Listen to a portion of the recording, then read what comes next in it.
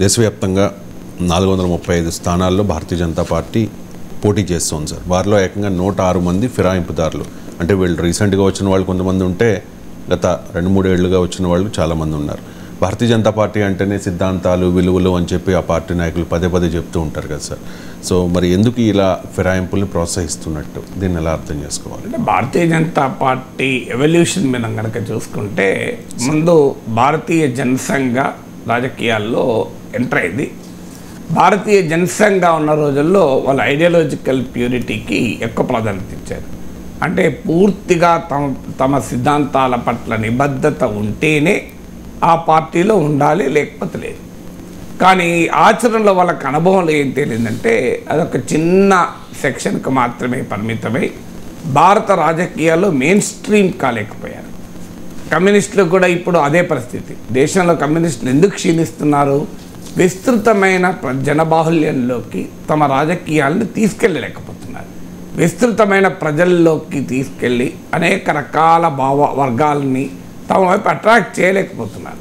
So ideological ప్యూరిటీతో advantage ఉంటుంది, కానీ అదే సమయంలో ఐడియాలజికల్ ప్యూరిటీనే పట్టుకొని, రిజిడిటీ పట్టుకొని, ఫ్లెక్సిబిలిటీ లేకపోతే ఆ పార్టీ ఎదగదు. ఇప్పుడు మీరు కమ్యూనిస్ట్ పార్టీల్లో వేరే పార్టీ వాడు చేరాడు, పోనీ తెలంగాణ, ఆంధ్రలో అంటే ఆ పార్టీకి బలం లేదు, ఎవరు చేరుతారు అనొచ్చు. కేరళలో కూడా బయట పార్టీ వాళ్ళు వచ్చి మీరు సిపిఎంలో చేరిన ఉదాహరణ లేవు. ఇప్పుడు బీజేపీలో చేరుతారు, బీజేపీ నుంచి బయటకు వస్తారు, అన్ని పార్టీల నుంచి కాంగ్రెస్లోకి వస్తారు, పోతారు. కానీ మీరు సిపిఎంలోకి వేరే వాళ్ళు వచ్చి పోయిన సందర్భం ఉండదు. ఎందుకంటే సిపిఎంలో ఒక సభ్యుడు కావాలి అంటే నేరుగా వెళ్ళి సభ్యత్వం ఇవ్వరు. ఇప్పుడు మీరు వెళ్ళి సిపిఎం కార్యాలయానికి వెళ్ళి నన్ను సభ్యత్వం ఇవ్వండి అంటే సిపిఎం ఇవ్వదు. సభ్యత్వం కావాలి అంటే ముందు ఏదో ఒక ప్రజా సంఘంలో కొంతకాలం పనిచేయాలి. అది విద్యార్థి సంఘమా, రైతు సంఘమా, యువజన సంఘమా అని. ఆ పని చేసిన తర్వాత మీ కమిట్మెంట్ను చూసి క్యాండిడేట్ మెంబర్షిప్ ఇస్తారు. క్యాండిడేట్ మెంబర్షిప్లో కూడా మీ పని విధానాన్ని చూసినాక పర్మనెంట్ మెంబర్షిప్ ఇస్తారు. ఇంత ప్రాసెస్ ఉంటుంది సిపిఎంలో మెంబర్షిప్ కావాలంటే. సో మిగతా పార్టీల్లో అయితే నీవు నిన్న ఒక అర్ధగంట కింద ఓ పార్టీ ఉండొచ్చు, అర్ధగంట తర్వాత వెళ్ళి ఇంకో పార్టీలో 5 రూపాయలు కట్టి స్లిప్ తీసుకుంటే సరిపోతుంది. సో అందువల్ల ఐడియాలజికల్ ప్యూరిటీ అనే దాంతోపాటు రిజిడిటీ వస్తుంది.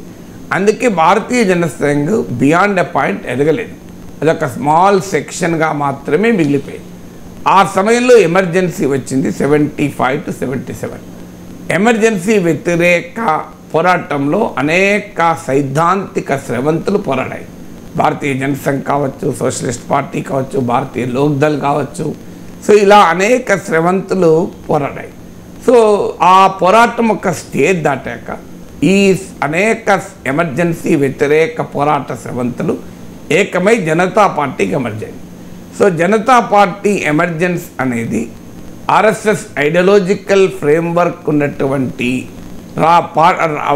నేపథ్యం ఉన్నటువంటి వారు రాజకీయంగా మెయిన్ స్ట్రీమ్ కావటానికి ఒక కీలకమైన అంశంగా పనిచేసింది.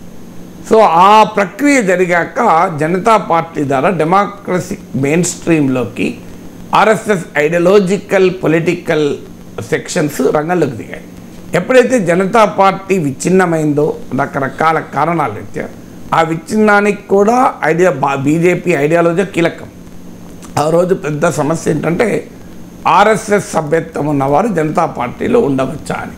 మధులిమే లాంటి సోషలిస్ట్ నాయకులు వీళ్ళు చాలా పెద్ద ఇష్యూ ముందుకొచ్చింది. సో ద్వంద్వ సభ్యత్వం, డ్యూయల్ మెంబర్షిప్ అని. సో ఆర్ఎస్ఎస్ నేపథ్యం ఉన్న వాళ్ళంతా జనసంఘలో భాగంగా జనతా పార్టీలో చేరారు. వాళ్ళు జనతా పార్టీలో చేరిన వాళ్ళు ఆర్ఎస్ఎస్ మూలాలు వదులుకోలేదు, ఆర్ఎస్ఎస్తో సంబంధాలు వదులుకోలేదు. ఎందుకంటే వాళ్ళ ఐడియాలజికల్ ఫ్రేమ్వర్క్ అది. సో జనతా పార్టీలోనే ఉంటూ ఆర్ఎస్ఎస్ ఐడియాలజీని రిప్రజెంట్ చేయడం అనేది జనతా పార్టీలో డివిజన్కు కారణమే. సో ఆ కారణం ద్వంద్వ సభ్యత్వ అంశం పైన జనతా పార్టీ చీలిపోయింది. సో జనతా పార్టీ చీలిక, జనతా పార్టీ గందరగోళం, అతుకుల బొంత రాజకీయం కాంగ్రెస్కి అడ్వాంటేజ్ ఇచ్చి 1980లో కాంగ్రెస్ పార్టీ ఎమర్జ్ చేయడానికి కారణమైంది ఇందిరాగాంధీ మళ్ళీ అధికారంలోకి వచ్చింది. అధికారంలోకి వచ్చిన తర్వాత పరిణామాలు ఏంటంటే మళ్ళీ మనకు యాంటీ బోఫోర్స్, అవినీతి వ్యతిరేక పోరాటం వచ్చింది. అంటే మీకు బీజేపీ ఎవల్యూషన్ చూస్తే అర్థమవుతుంది ఎందుకు ఇలా చేస్తున్నారంటానికి. సో మొదలు ఎమర్జెన్సీ వ్యతిరేక మెయిన్ స్ట్రీమ్ అయ్యారు, తర్వాత బోఫోర్స్ కుంభకోణము, రాజీవ్ గాంధీ 400కు పైగా సీట్లు తెచ్చుకున్న తర్వాత అవినీతి వ్యతిరేక పోరాటం ఎప్పుడైతే వచ్చిందో విపి సింగ్ నాయకత్వంలో బయటికి వచ్చింది, కాంగ్రెస్ నుంచి బయటికి వచ్చి ఒక క్లీనర్ పొలిటికల్ లైఫ్ కొరకు, క్లీనర్ పబ్లిక్ లైఫ్ కొరకు, యాంటీ బోఫోర్స్ ఈ సెంటిమెంట్ వచ్చినప్పుడు మళ్ళీ నెక్స్ట్ స్టెప్లో బీజేపీ చాలా ఎత్తుగడగా అటు విపి సింగ్ ప్రభుత్వానికి మద్దతు ఇచ్చారు. సో అది సెకండ్ లెవెల్. అంటే ఎప్పటికప్పుడు మెయిన్ స్ట్రీమ్ అవటానికి బీజేపీ చేసిన ఎత్తుగడలో ఉదాహరణ ఇది. ఎమర్జెన్సీ ఉపయోగించుకొని మెయిన్ స్ట్రీమ్ అయ్యారు, తర్వాత విపి సింగ్ మూమెంట్ను ఉపయోగించుకొని మెయిన్ స్ట్రీమ్ అయ్యారు. తర్వాత విపి సింగ్ ఎప్పుడైతే మండల్ కమిషన్ నివేదికను ఆమోదించి భారత రాజకీయాల్ని మండలైజ్ చేశారో, భారతీయ జనతా పార్టీ హిందుత్వ పాలిటిక్స్కి అది మేజర్ ఛాలెంజ్ అయింది. ఎందుకంటే ఎప్పుడైతే మండల్ ముందుకు వస్తుందో మందిర్ పాలిటిక్స్ వెనక్కిపోతాయి. సో అప్పుడు బీజేపీ తెలివిగా విపి సింగ్ ప్రభుత్వానికి మద్దతు ఉపసంహరించుకొని మందిర్ పాలిటిక్స్ను పతాక స్థాయికి తీసుకొచ్చి తన హిందుత్వ ఐడియాలజికల్ స్ట్రీమ్నే మెయిన్ స్ట్రీమ్ చేసేటువంటి ప్రయత్నం చేశారు. అలా స్టార్ట్ అయిన రామ్ మందిర్ పాలిటిక్స్ బీజేపీని 2 సీట్ల నుంచి ఇవాళ 300కు పైగా సీట్లు తీసుకొచ్చిన తర్వాత, అంటే హిందుత్వ పొలిటికల్ బీజేపీ ఫామ్ అయినప్పుడు హిందుత్వ చెప్పలేదు, చాలామంది తెలియదు. బీజేపీ ఫామ్ అయినప్పుడు గాంధేయ సోషలిజం తమ లక్ష్యం అని చెప్పారు. సో గాంధీయన్ సోషలిజం అనే లక్ష్యంగా బీజేపీ ఐడియాలజికల్ ప్రస్థానం మొదలైంది. సో ఆ గాంధీయన్ సోషలిజాన్ని మధ్యలో వదిలేశారు. ఆ రోజుల్లోనే విజయరాజ్ సింధియా వ్యాఖ్య చేశారు, ఈ గాంధీయ సోషలిజం అంటే ఏంటో నాకు తెలియదు అని. ఆమె అప్పుడు బీజేపీ అఖిల భారత ఉపాధ్యక్షులు. సో అయినా కూడా చాలా తెలివిగా ఎమర్జెన్సీ వ్యతిరేక పోరాటం, బోఫోర్స్ వ్యతిరేక పోరాటం నుంచి గాంధీయ సోషలిజం ఆధారంగా అప్పటికి ఇంకా గాంధీ సోషలిస్ట్ రెండింటికి బీజేపీ వ్యతిరేకం. సో రెండూ వ్యతిరేకమే బీజేపీ. ఆర్ఎస్ఎస్ ఐడియాలజీ ఉన్నవారు ఎవరు కూడా గాంధీని యాక్సెప్ట్ చేయరు, సోషలిజాన్ని యాక్సెప్ట్ చేయరు. కానీ బీజేపీ ఆర్ఎస్ఎస్ ఐడియాలజీ పరివార్లో భాగమైన బీజేపీ గాంధీయ సోషలిజాన్ని తమ లక్ష్యంగా ప్రకటించారు. కారణం, ప్రజలు అప్పటికీ కూడా హిందుత్వ పాలిటిక్స్ యాక్సెప్ట్ చేసే పొజిషన్లో లేరు కనుక, గాంధీయిజం సోషలిజం అంటే ప్రజలు యాక్సెప్ట్ చేస్తారు కనుక ఆ నినాదం ఇచ్చారు. ఆ నినాదం తర్వాత ఎప్పుడైతే విపి సింగ్ ప్రభుత్వాన్ని మద్దతు ఉపసంహరించుకొని అద్వానీ రథయాత్ర పెట్టారో, సో అప్పటికీ భారత రాజకీయ మెయిన్ స్ట్రీమ్లోకి ఎంటర్ కాగలిగిన భారతీయ జనతా పార్టీ హిందుత్వ పాలిటిక్స్ను పతాక స్థాయికి తీసుకొచ్చింది. సో హిందుత్వ పాలిటిక్స్ను పతాక స్థాయికి తీసుకొచ్చిన దేశంలో అనేక రాజకీయ శక్తులు బీజేపీని వ్యతిరేకించాయి. వాజ్పేయి 13 రోజుల అధికారం ఉన్నప్పుడు దేశవ్యాపితంగా ఉన్న సమస్త పొలిటికల్ ఫోర్సెస్ ఎవరు కూడా బీజేపీతో కలవడానికి రెడీగా లేరు.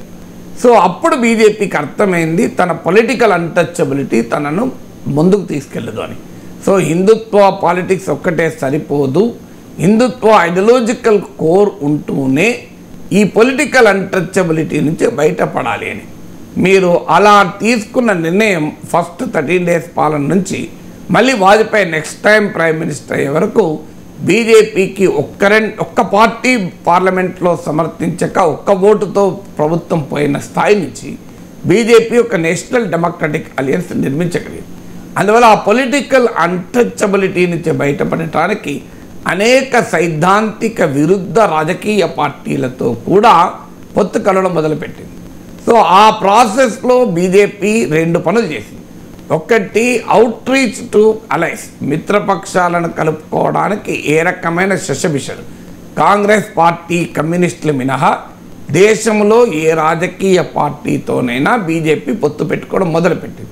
అందుకే మీరు చూడండి, కశ్మీర్ నుంచి కన్యాకుమారి వరకు ప్రతి రాజకీయ party except Rashtriya Janata Dal RJD మినహా అన్ని పార్టీలతో పొత్తు పెట్టుకున్నది. కాశ్మీర్లో పీడీపీతో, నేషనల్ కాన్ఫరెన్స్తో, మీకు హర్యానాలో జననాయక జనతా పార్టీతో, మహారాష్ట్రలో శివసేనతో, బీహార్లో జేడీయూతో, కర్ణాటకలో జేడీఎస్తో, తెలుగునాట తెలుగుదేశంతో, మీకు తమిళనాడులో ఏడీఎంకే డిఎంకేలతో, బెంగాల్లో తృణమూల్ కాంగ్రెస్తో, పంజాబ్లో శిరోమణి అకాలీ దళ్తో, ఇలా మీరు ఎన్ని స్టేట్ తీసుకోండి దాదాపు కాంగ్రెస్ కమ్యూనిస్టులు మినహా ప్రతి ఒక్కరితోనూ పొత్తు పెట్టుకున్నారు.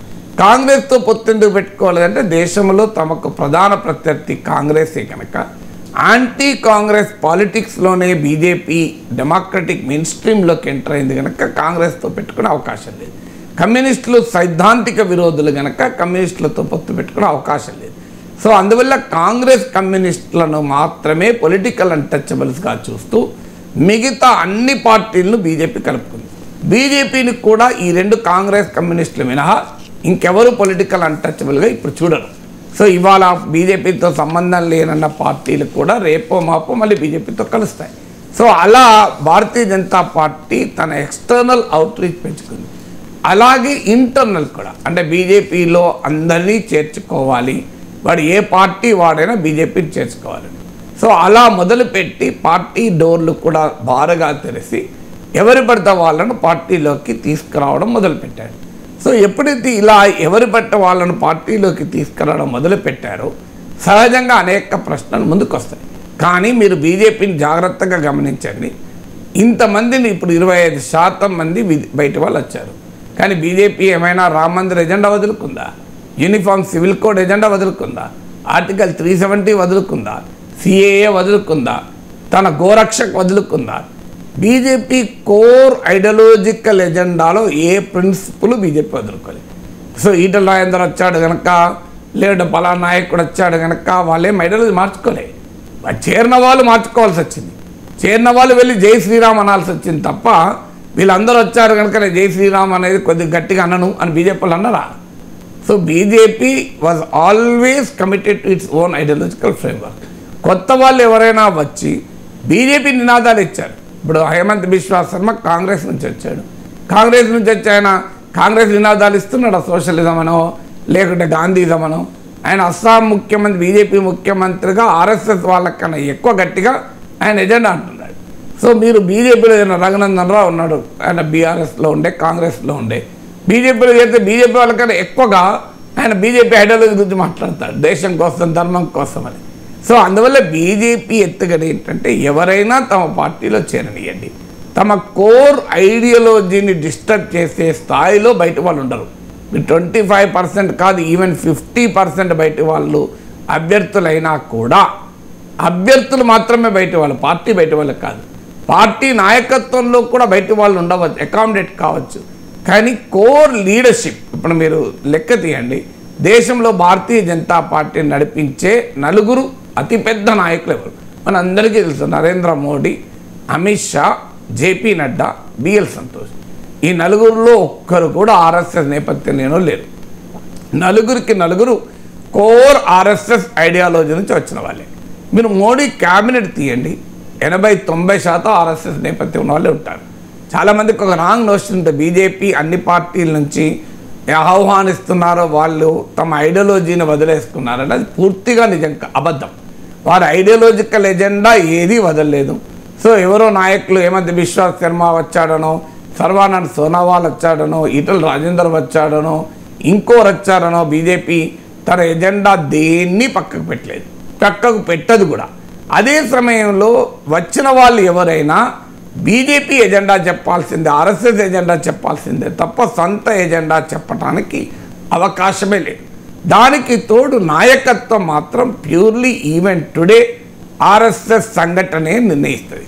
మీరు బీజేపీలో బయట వారు చేరుతున్నారు, ఆర్ఎస్ఎస్లో చేరడం చాలామంది తెలియదు. అది బీజేపీలో చేరడం వేరు, ఆర్ఎస్ఎస్లో చేరడం వేరు. ఆర్ఎస్ఎస్లో నాన్ ఆర్ఎస్ఎస్ ఐడియాలజీ వాడేవాడు చేరడు, చేర్చుకోరు కూడా. సో బీజేపీలో చేరుతారు. బీజేపీలో చేరినప్పుడు ఏమవుతుంది అంటే బయట ఎక్స్టర్నల్ సర్ఫేస్లోమో చాలామంది ఇతర పార్టీ నాయకులు పనిచేస్తారు. కానీ ఇంటర్నల్ ఆర్గనైజేషన్, బీజేపీ ఆర్గనైజేషన్ ఏంటంటే సంఘటనా కార్యదర్శి అని అంటారు. సో భారతీయ జనతా పార్టీలో రాష్ట్ర అధ్యక్షుడి కన్నా కూడా సంఘటన కార్యదర్శి పవర్ఫుల్. ఈవెన్ ఇప్పుడు దేశంలో కూడా మోడీ, అమిత్ షా, జేపీ నడ్డా ఎంత పవర్ఫుల్లో బిఎల్ సంతోష్ అంత పవర్ఫుల్. కారణం బిఎల్ సంతోష్ సంఘటనా కార్యదర్శి. సంఘటనా కార్యదర్శి అంటే పార్టీలోని అన్ని స్థాయిల్లోనూ ఆర్ఎస్ఎస్ నుంచి డిప్యూట్ అయిన వ్యక్తి ఆర్గనైజింగ్ సెక్రటరీగా ఉంటారు. ఈవెన్ అద్వానీ పార్టీ నాయకత్వం ఉన్నప్పుడు Narendra Modi organising secretary. So ఈ ఆర్గనైజింగ్ సెక్రటరీకి చెప్పకుండా, తెలియకుండా, అనుమతి లేకుండా భారతీయ జనతా పార్టీ ఆఫీస్లో చీపురు పుల్ల కూడా కదలదు, అంత పవర్ఫుల్. అంత ఆర్ఎస్ఎస్ సంఘటనా కార్యదర్శికి ఉండేటువంటి స్ట్రెంత్ అది. అందువల్ల ఇప్పటికీ పార్టీ ఐడియాలజీని, పార్టీ ఆర్గనైజేషన్ను ఆర్ఎస్ఎస్ఏ నడిపిస్తుంది. సో అందులో ఎక్కడా డిఫరెన్స్ ఉండదు. ఇక బయటి వాళ్ళు వస్తారంటే వస్తారు ఎక్స్టర్నల్గా. ఇప్పుడు ఇంటర్నల్ స్ట్రక్చర్ మాదు, ఎక్స్టర్నల్గా కావాలంటే నీకు కొత్త రంగులు, కొత్త రూపులు, కొత్త లక్షణాలు ఉన్నవాళ్ళు చాలామంది చేరుతుంటారు. వాళ్ళకు అకామిడేట్ అవుతారు. ఆ వచ్చిన వాళ్ళు పవర్ కొరకు వస్తున్నారు. వాళ్ళు ఏం ఐడియాలజికల్ కమిట్మెంట్తో రావడం లేదు. బీజేపీ బలంగా లేనప్పుడు డీకే అరుణ వచ్చారా, ఈటల రాజేందర్ వచ్చారా, రఘునందన్ రావు వచ్చారా? బీజేపీ బలంగా లేనప్పుడు రాజగోపాల్ రెడ్డి వెళ్ళారా, వివేక్ వెంకటస్వామి వెళ్ళారా, కొండా విశ్వేశ్వరరెడ్డి వెళ్ళారా? బీజేపీ బలంగా లేనప్పుడు వీళ్ళు ఎవ్వరు వెళ్ళలే కదా బీజేపీలోకి.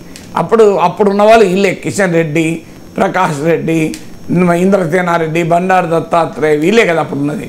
సో బీజేపీ బలంగా ఉన్న తర్వాత బయటి వాళ్ళు చాలామంది వచ్చారు. పురంధేశ్వరి, వీళ్ళెవరు అంతకన్నా లక్ష్మీనారాయణలు, వీళ్ళంతా బీజేపీ బలం లేనప్పుడు అదే ఖమ్మంపాటి హరిబాబు, వీర్రాజులే ఉన్నారు. బీజేపీ బలమైన తర్వాత చాలామంది కలిసి వస్తున్నారు. కారణం ఏంటంటే బీజేపీతో పవర్ షేర్ చేసుకోవచ్చు, పవర్ వస్తుంది కనుక. సో బీజేపీలో చేరితే పవర్ వస్తుంది.